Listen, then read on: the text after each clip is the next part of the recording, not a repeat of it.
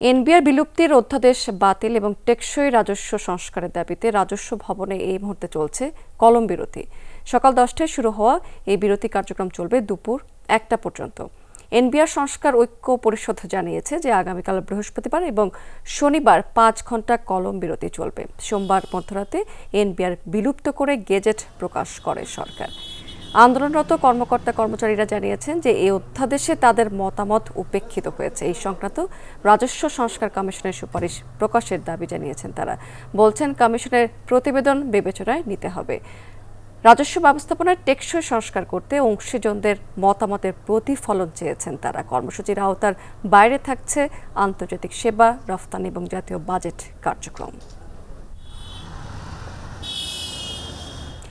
দর্শক, এই বিষয়ে একটু বিস্তারিত তথ্য আমরা জেনে নিতে চাই।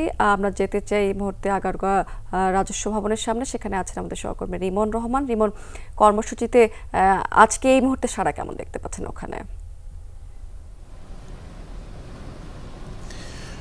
স্মৃতি, আমরা আগারগাঁওয়ের যে জাতীয় রাজস্ব বোর্ড ভবন যেটি রয়েছে সেই ভবনের মধ্যে রয়েছি। সেই ভবনের মধ্যে যে 3 দিনের যে কর্মসূচি, সেই কর্মসূচির আজকে প্রথম দিনের 10টা থেকে শুরু হয়েছে এই কলম বিরতি এবং সেই কলম বিরতি এখন প্রায় 1.5 ঘন্টা হতে চললো। এর মধ্যে আমি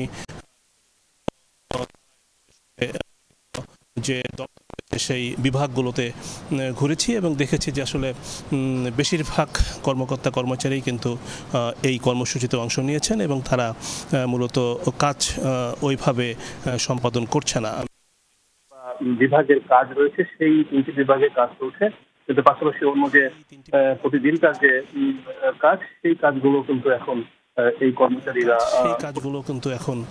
এই কর্মচারীরা করছে না, বা তারা বলছেন যে আসলে তাদের যে ন্যায্য অধিকার সেটি প্রতিষ্ঠা হয়নি অধ্যাদেশে। অধ্যাদেশ জারি করা হয়েছে এনবিআর বিলুপ্ত করার।